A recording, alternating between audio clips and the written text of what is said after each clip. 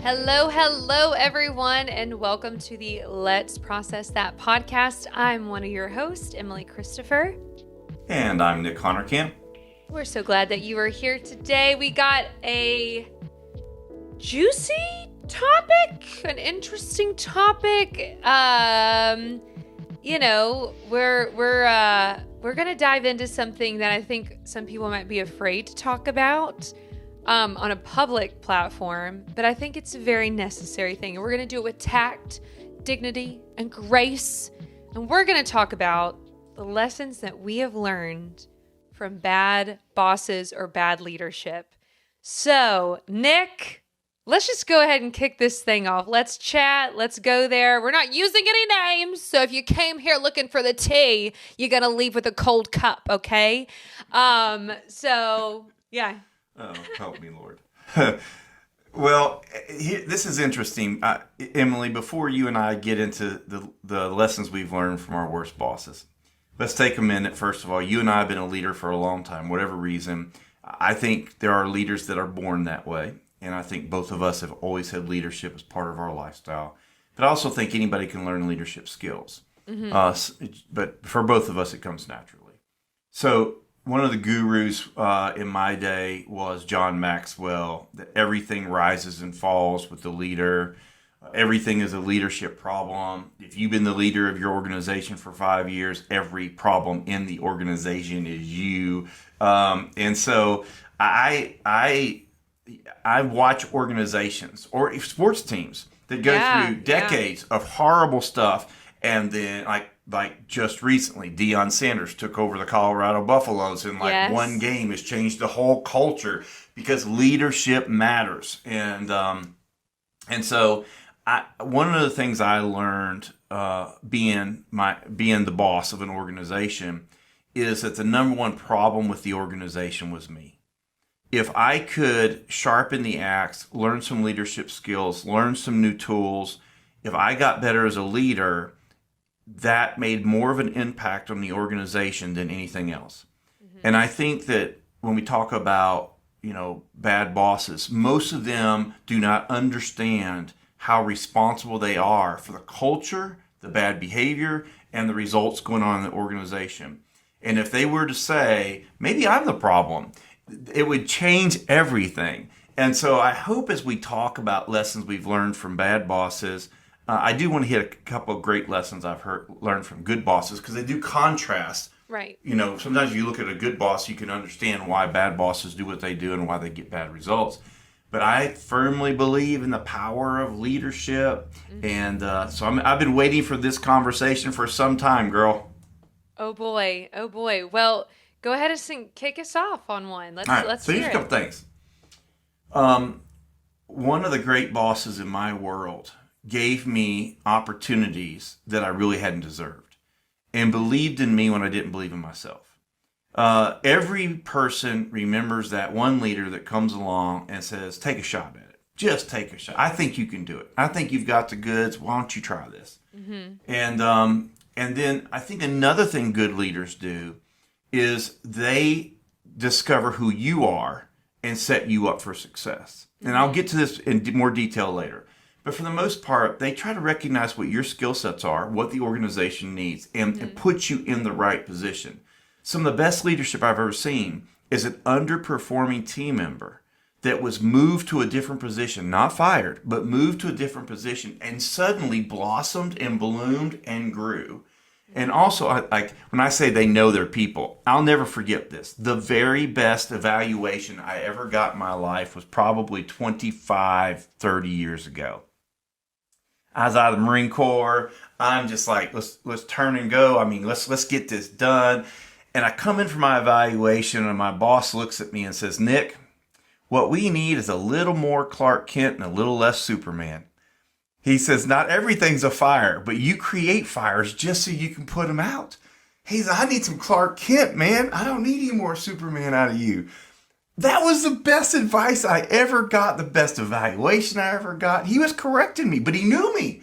And I didn't realize the effect I was having on the organization by blowing everything up. Yeah. So I think number one, given opportunities, freely looking for opportunities to promote and let your employees succeed. Two, knowing your employee and setting them in a right position to function and giving them constructive criticism. And then number three, treating them to some conversations that are above their pay grade. Yeah. Invite them to a board meeting, to the bigger picture. Take them on a retreat or on to a conference.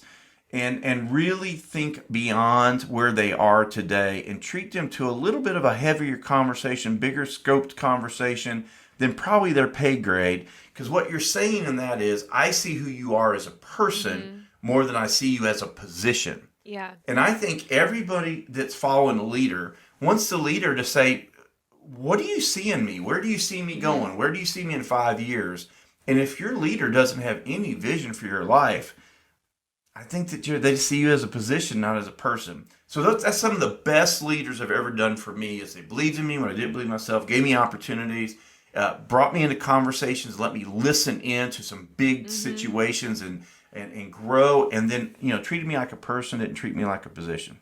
I love it. And let me just echo. This is so funny. So I'm oddly sentimental about very weird things. I feel like maybe not the...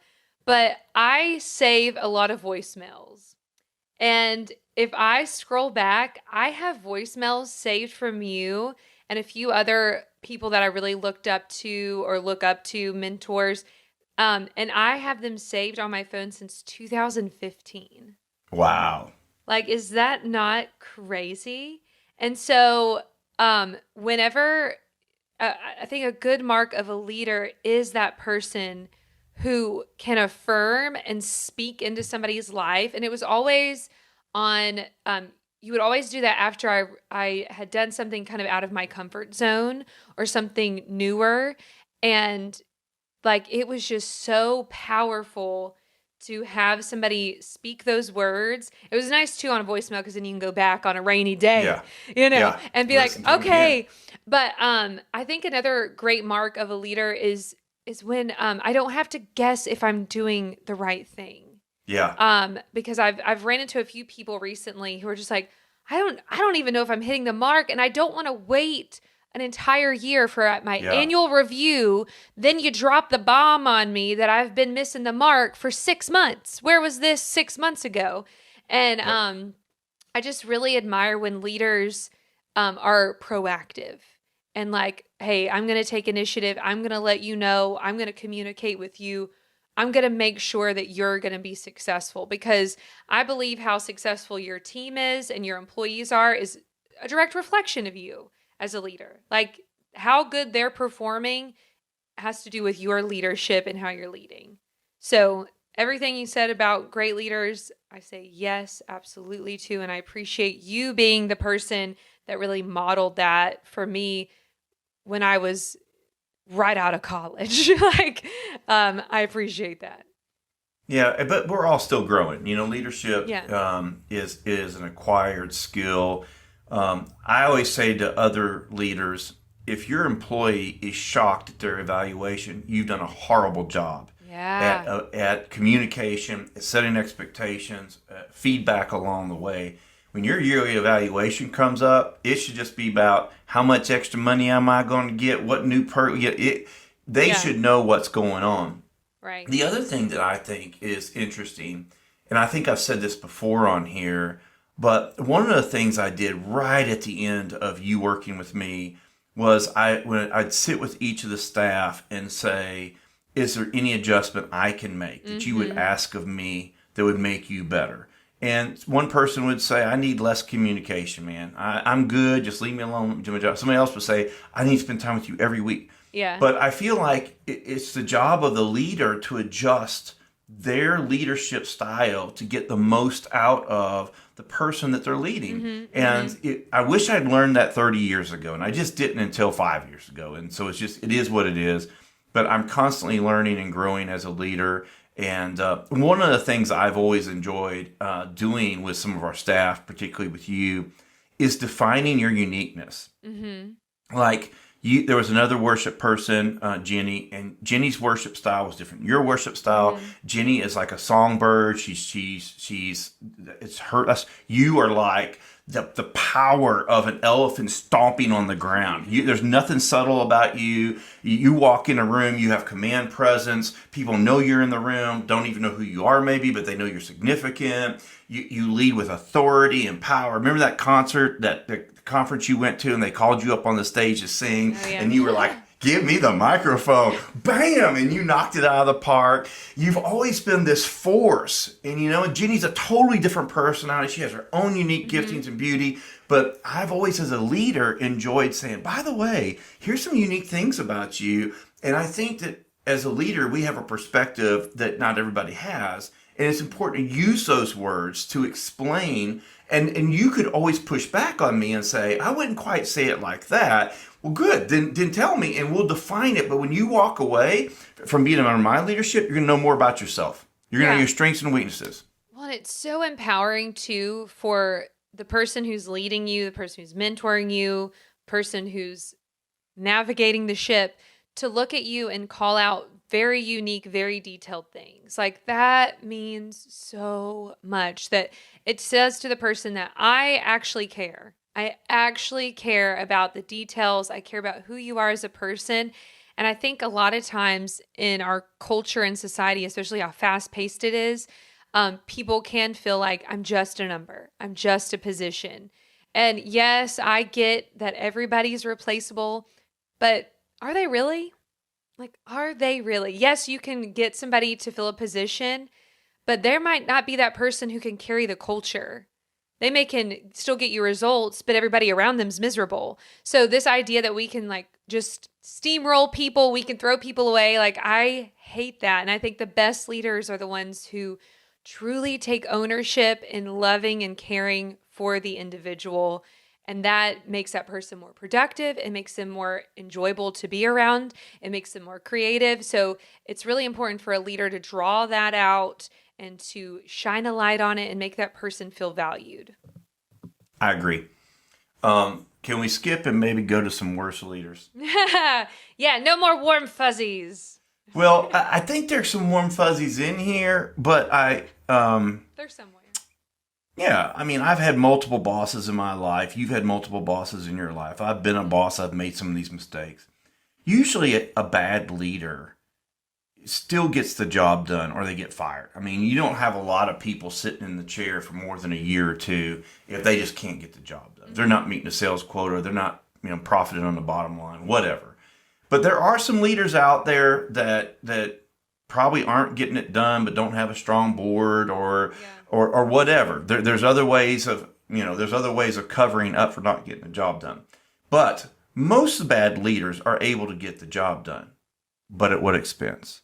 Because a lot of bad leaders, they make the bottom line, but at what expense? Who did they turn and burn? Who are they using up? What kind of turnover rate do you have? And when you just use the magic word culture, I think that the leader's responsibility, first and foremost, is to the mission of the organization, whatever that is. Make a profit, grow the church, whatever it is. The mission's first.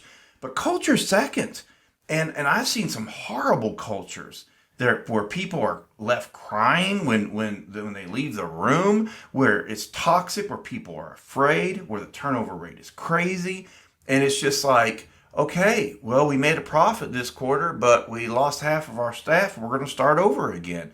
And I think that one of the things that I've learned from working for bad leaders is their complete irregard for culture and what it feels like for everyone else under their leadership. Yeah. I've said it before, Emily, I don't know what it's like to be under my leadership.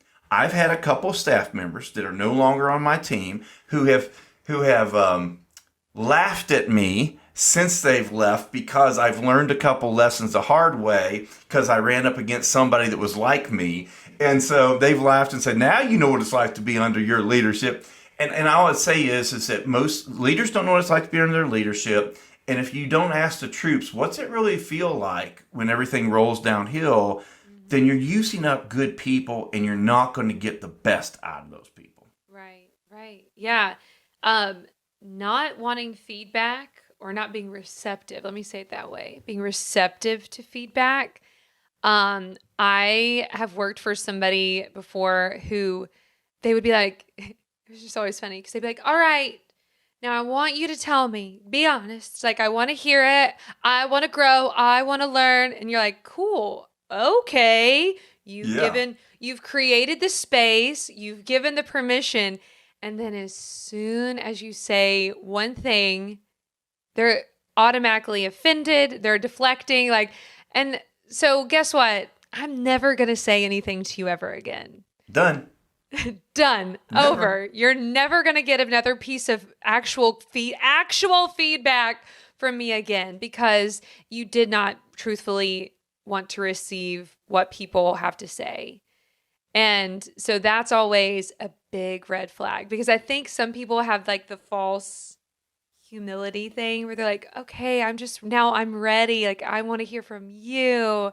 And then when you go in for it, they're just not ready. They're just not ready to hear the truth.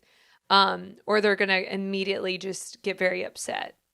So And the problem with that is that they're usually one that's providing the evaluations and the yeah. critique. So if they can't receive a little constructive criticism from someone working under them, how open do you think the employee is going to be to listening to their critique? Because they get to do it all day long and they only have to put up with this much. And if they can't even put up with that much, then I don't have much respect for them. Yeah. Yeah. It's hard. It's hard to respect the leadership. And again, just have that integrity piece with what you're saying. Because that's immediately a red flag of like this person cannot actually follow through with the words that are coming out of their mouth. Absolutely. That's bad stuff right there. One of the other things that working for a bad boss, I'm gonna frame this real quick. I told you to go a little bit deeper. Liz Wiseman wrote a book called Multiplier, and really she was talking about there's two kinds of leader: the multiplier and the diminisher. The diminisher says, "I'm a rock star. I'm going to put people around me to take care of small things that I don't want to deal with so that I can function at my highest best as a leader." A multiplier says, "I'm here to make everybody around me better. I'm going to understand who they are, what their strengths are. I'm going to line them up, give them the training they need. I'm going to water them and affirm them. And we're going to get 25 employees are going to be 10% better at the end of the year, and I'm the leader, and I'm going to adjust to them so the whole team produces more." We know that synergy is a law of nature, that where the sum is greater than the parts when people are working together. And so the wise leader understands that it's about making the team productive. And that's a multiplier. A diminisher is like, I'm the rock star. I need to get rid of this responsibility, that responsibility, so I can be the most effective I can be. But what that does is nobody is inspired to hold the line so that you can be the star.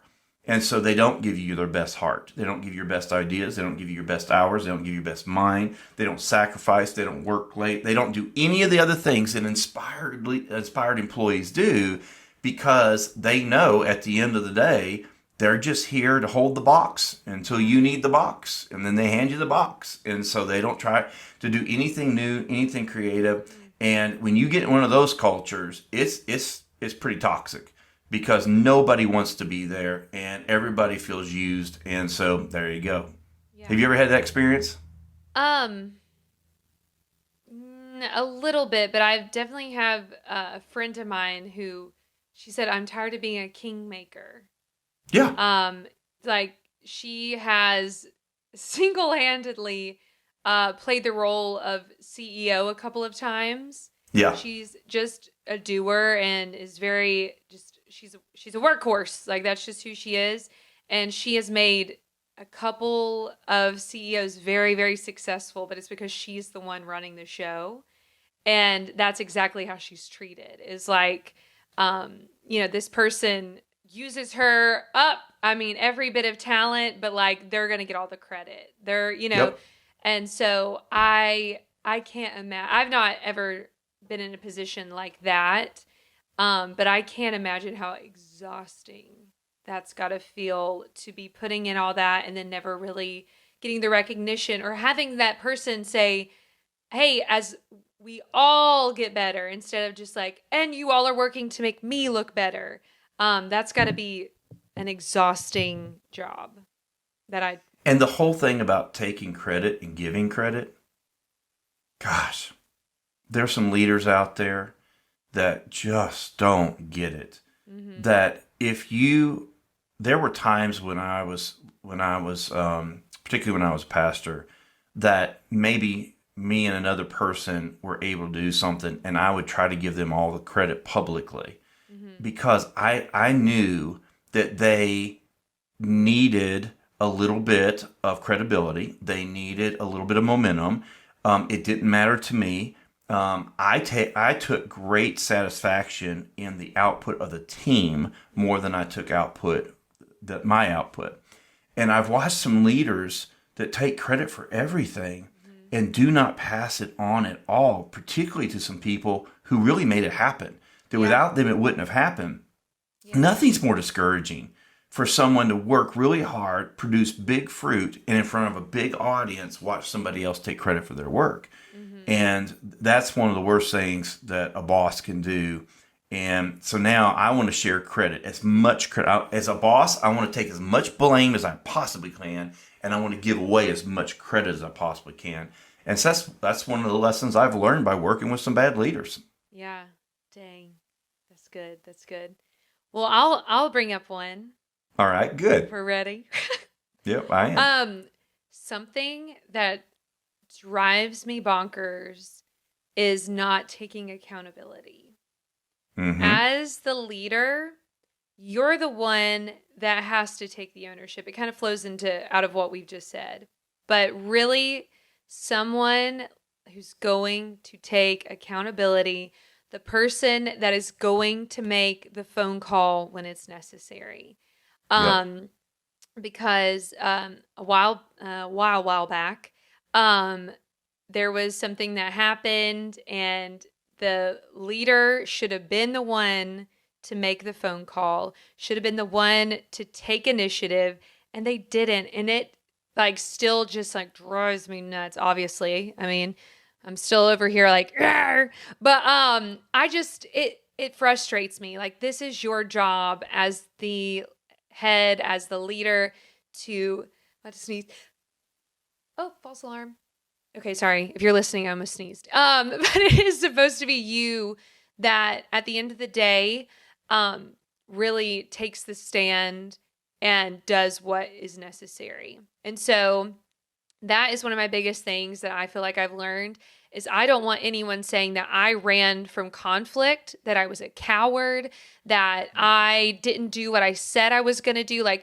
That is one thing. And I feel like my father's been just essential. I've always seen my dad run into the burning building. I've always seen my dad put his neck out. And I want to be that person. I never want people to say Emily didn't do what she was supposed to do. She didn't protect. That's one thing about my team. They know Mama Bear is here. I will fight for you. But I will take ownership, and I will own up to if it's my mistake, or if somebody needs to have a confrontation and it's at a larger scale, I'm going to take care of it because that's my job. So that's one of my biggest things I feel like I've learned is when I've seen it done very well, but I've also seen it where I'm just come on, man, get some cojones and go deal with it. So yeah, that's one thing that just grinds my gears.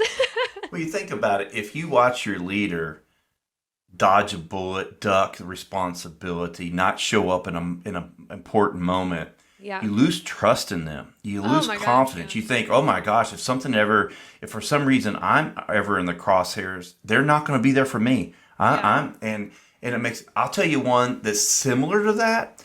And that is when you've got a great team and one toxic employee and they won't deal with it.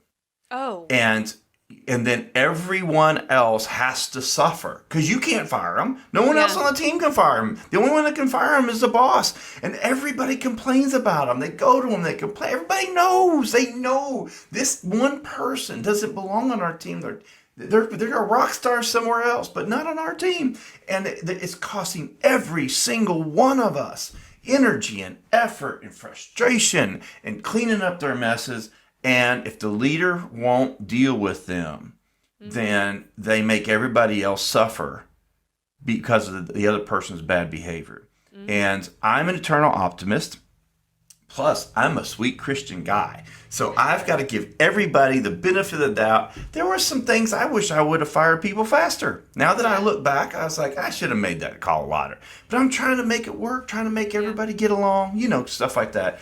But that's one thing that irks me is when you have somebody who will not deal with a problem that needs to be dealt with. Yeah, yeah.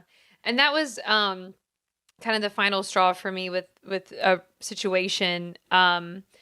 Is the person just like didn't own up, and it sucks that that's like where everything kind of fell, and the leaders did not take any responsibility, wouldn't have the conversation, and it's kind of what you said, like respect was lost, and it just bummed. Like I just don't want anyone to ever like be like, she was so great, but then she didn't do that, Yeah. and it's like, dang.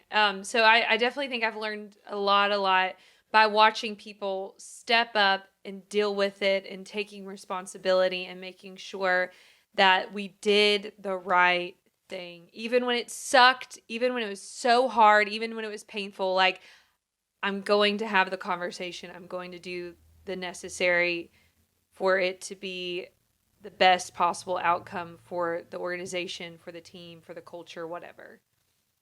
So, yeah. I'll piggyback off that. I'll use a different word than accountable.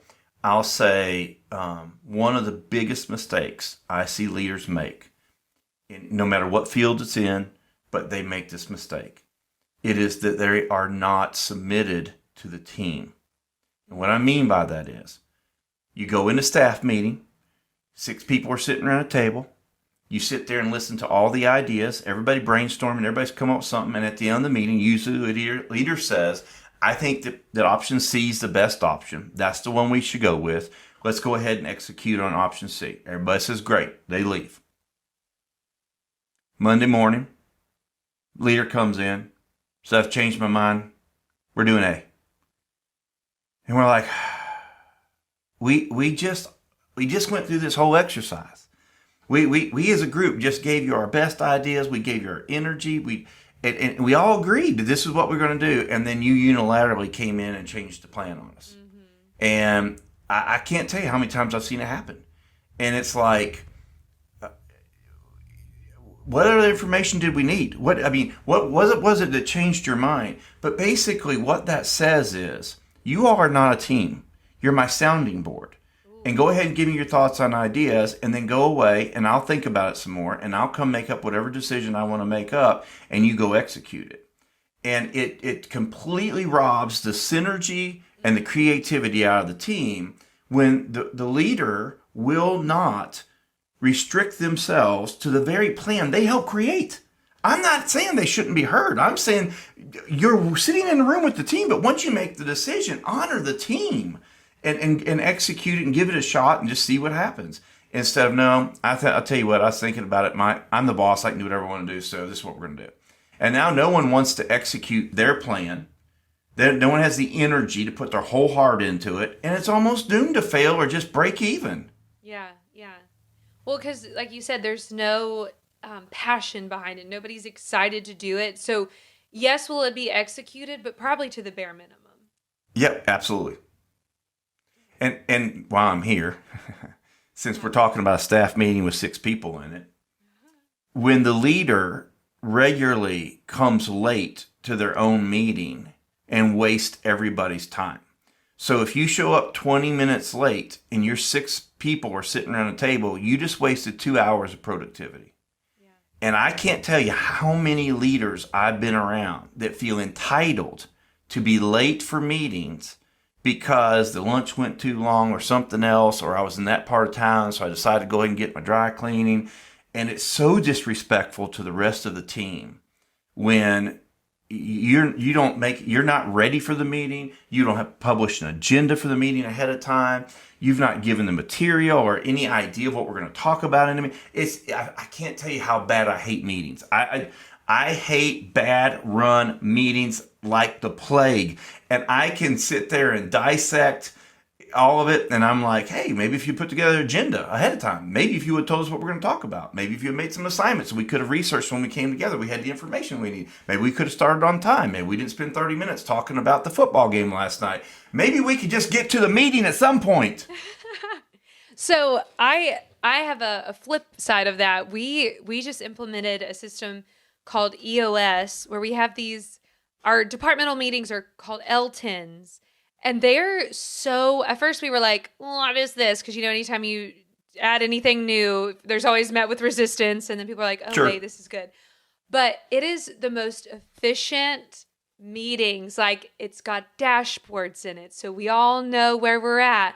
We have an issues list. We have a task list. Like, it's just great. And so if you're a leader and every week you have a weekly meeting with no structure, and you're wondering why you're not getting anything done and why everybody's running a million different directions and we're all exhausted, it's because you have no structure and nobody has any productivity in that meeting.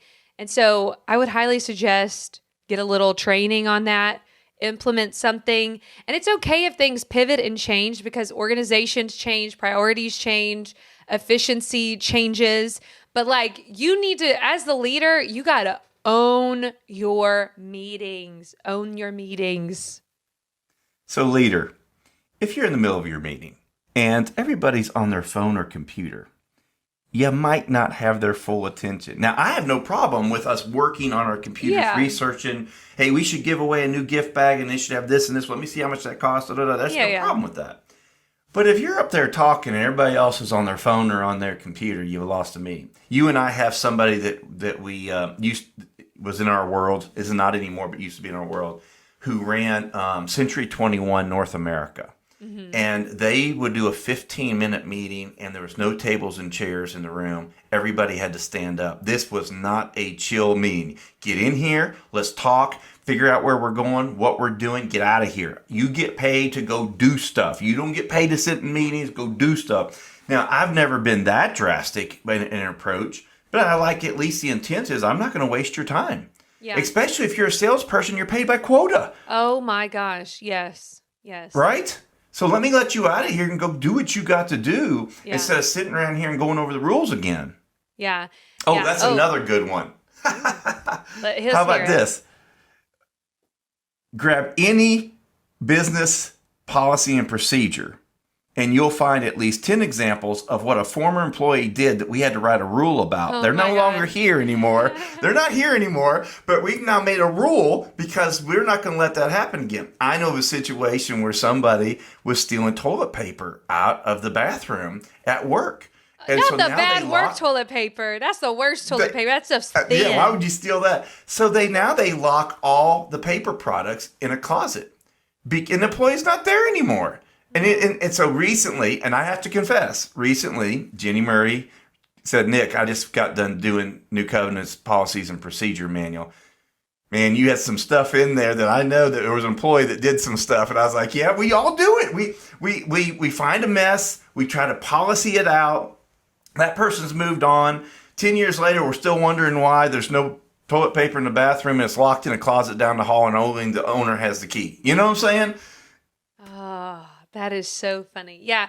Well, and everything's circular. Everything. Yeah. So this goes back again. And what should have probably happened is someone addressed that one person instead of us doing a policy and procedure that goes through the board of directors, goes through HR for approval, has to get printed in the brand new manual, blah, blah, blah, blah, like all this stuff. And all we could have done was had a conversation, and it's do your job, sir, ma'am. Oh my gosh. Just show up, leader, and deal with the problem. Oh, I'm still shocked at the toilet paper thing. Yeah, that's an extreme example, but it is an example. Hey, I wish that would be a funny episode, is just finding all of these different companies and organizations like question mark policy on there where you're like, what? this is the thing, you know? Because it's all, yeah, sometimes it just is like one person cannot do or wasn't approached and wasn't handled. So now we all have to be punished or scratch our heads on why is this here? But nevertheless, there it is. There it is. So here's another one for you. The leader who has visible emotional wounds, hurts, insecurities, needs to be stroked, needs to be encouraged. Somewhere missed a counseling session that could have changed their life. Doesn't believe in counseling. And I literally had a guy say to me one time, he says, I break off a piece of my soul every day to feed the boss when I come into the office. Ah! Feel that. Yuck. Feel that. I know. And I'm like, there's a million other jobs out there. Yuck. Couldn't be me. Not, like, especially if it was a man, that's even worse. I'm like, I am not going to coddle and boost the ego because you're not willing to get any kind of counseling or help for your issue. Like, absolutely not. Like, that's exhausting. Like, that, I feel so bad for whoever that is that they feel like break off a piece of your soul every day. Soul. No. Well, one, that person should not be in leadership. And two, the other person needs to run far, far away because that is unhealthy. Yep. One thing for sure is trash talking other people on leadership or other employees. Like, please don't share with me people's private information that they shared with you in confidence, and now you're walking around running your mouth about it. Whoa, that fires me up. I cannot stand that. Like, somebody trusted you as a leader, as a confidant, and now you are giving out that information. And it's even worse when it's like shrouded in like, well, this is, if you're from the Christian world, I just feel like you need to know this so you can be praying for. And it's like, no, honey, you just wanted to run your mouth and you used the Lord? Yeah, you used the Lord to hide behind on that? Oh, that's great. But like, if you're in a place of leadership and someone has shared something with you in intimacy and confidentiality, and you think it's okay to go share that or spread that, yuck, you should not be in that position. You should not have the trust of those people. And that will come back and bite you right in the butt because that is bad. That is icky to me. Like that. Ooh. And I want to applaud you, Em, because I talked to you recently and you warned me about something but wouldn't give me any details. And you're just like, listen, you need to be careful. And I respected that. The other day I was with somebody and the guy says to me, he says, Nick, whatever said at this table stays at this table. Mm-hmm. Whatever you say stays at this table. And if you ever need someone to talk to, you can talk to me about it. May not have the answer, but at least you'll be heard. And a few minutes later, another person came up in the conversation. And he looked at me and he said, be praying for that guy. That's all I'm going to tell you. And when he would not tell me what he had talked to the other guy about, I believed him when he told me he wouldn't talk about what he and I talked about. Right. And I, because I was listening when he said, and anything you want to tell me, you can tell me. And then he would not share with me what the other guy was going through. He just said, you might want to pray for that guy. Because he knows I like that guy. Yeah. I respected him. Man, I was like, yes, that's exactly what I'm talking about. And you got your close girls where you can talk about anything. That's different. But when you have a position of authority, and maybe an employee has to tell you a personal matter going on in their life, and that's why the report was late or their productivity's fallen off, and then you use that personal information to share with other people. I've had it happen. I've heard it. I've seen it. Yeah. Well, I mean, I got burned by this and learned this, especially just walking through my divorce, because there would be people who would be like, oh, I'm here. I'm a safe place. And I would share something and then somebody else would come to me and they're like, hey, I heard. And I'm like, I shared this with one other human. Or, well, two, because my mama knows everything. Two people, and I know my mama ain't talking to you.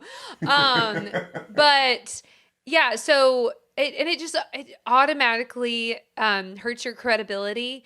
And when you're doing that, especially with a group setting, everybody in that group, like, you're either going to build trust, and someone's going to think, okay, because you wouldn't talk crap about somebody else, then I know I can trust you. But if you're out here just spewing, then that tells everybody in the group, ooh, big red flag. I'm going to keep my cards really close. And so I just don't like when people make false places of safety, and intimacy like that. That's kind of icky and gross. And so, yeah, definitely learned that. Like, I want people to trust me, and I've had to learn that the hard way. Like, definitely being in your early 20s in ministry, like, I fumbled that a few times. Like, there were definitely things that, Sure. But boy, have I learned, and it's been because it's happened against me. But yeah, it's very interesting how quickly someone will throw other people under the bus. And I think sometimes it's meant to make another person feel close. I don't know. I don't know what, and you know what I'm saying? Because it's like, if I share a secret with you, now we're friends, but it's really toxic. That shouldn't be an intimacy point there. But yeah, definitely learned a lot with that. So you just brought up friendship and intimacy. Mm-hmm. I'm going to give you an example, and then I'm going to give you the worst example, or one of the worst examples we've seen recently. And it is when the boss feels like, because they pay you, that you should be their friend, follow them on social media, hang out at their house, come do things with them. And it's like, no, I work for you. I'm not wanting to be your friend. Let me give you an example, a real bad one that's really public right now. When you win the World Cup in soccer and your boss kisses you on the mouth in front of everybody, it's like, what made you think? What made you think that you can walk up and kiss a woman in front of a stadium and on national television and she just won the World Cup, and that's cool? And it's just like, and then he's like, I will not step down. And I'm like, you're just a knucklehead. Yeah. Did you see the photograph? Yeah. Of course. Yeah. Yikes. No, that's a perfect example because, I mean, it all comes out, right? Like this, especially relational stuff or whatever, like those things always will manifest or show themselves. And so that's a perfect example that showed itself, and the whole world has the whole world. Yeah. The whole world. Whole world. Oh, gosh. Yep. And it robbed her of the joy of that moment. Yeah. Yeah. Oh, that's what makes me so mad too. Yeah. Is when leaders take from that is also really painful. Like what should have been probably one of the best moments of their life. Absolutely. And your inappropriate behavior has now diminished that. And that just sucks. Yeah. Well, this episode has flown by. It has, hasn't it? Which means we will definitely be diving into more leadership topics. If you know, Nick and I, we talk about leadership a lot, like sprinkled into the podcast, but it's also just something that's like very, very, very, very, very important to us. And both of us, as I continue to grow, as Nick continues to grow, we're just learning all the time on how to lead and be humble and correct our own mistakes and just do the best we can as we are in this humanity. But we just appreciate you all for tuning in. If you have anything to share, maybe you have a story of something that you learned from a bad boss, a bad experience, but that you've used it for good, please share with us. We want to hear from you. You can email the podcast at letsprocessthatpodcast@gmail.com. We're on the socials, so follow, slide in the DMs. We want to hear from you. Make sure that you've subscribed. We're just about anywhere that podcasts can be found. We're also on YouTube. If you want to look at these bright, shiny faces, don't let me do my makeup for nothing. No, I'm just kidding. But we appreciate you guys. And we also appreciate this incredible music by Caleb Honerkamp, the amazing photography that's used in all of our marketing by Allison Frost, also known as Before the Foundations Photography, and our ever-patient producer, Adrian Wos. You guys have an incredible week, and we will see you on the next episode. Bye-bye. See you soon.